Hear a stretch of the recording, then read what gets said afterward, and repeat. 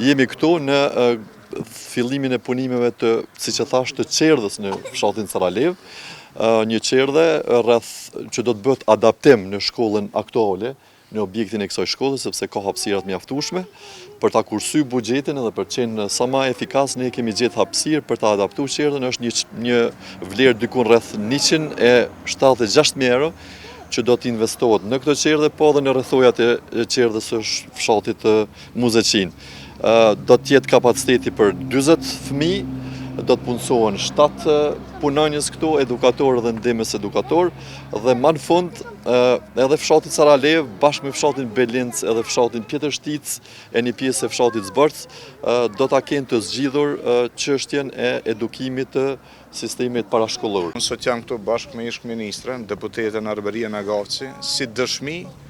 e vazhdimit të përkushtimit institucional dhe politik të qeverisë për t'i tutje hapat e rëndësishëm për modernizimin e infrastrukturës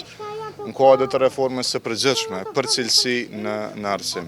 Në këtë kuptim, punët e mira vazhdojnë, ato do të intensifikohen dhe do të vim sërish bashkë, por sot jemi për këtë rast, uroj që punimet vazhdojnë sipas dinamikës, të kryen sa më shpejt dhe fëmijët e kësaj zone të fshatrave ta gëzojnë këtë vepër të re dhe këto kushtet mira të mësimit. Ajo që ka qenë prioritet në qeverinë Kurti 2, po vazhdon tani me të njëjtin intensitet edhe në qeverinë Kurti 3.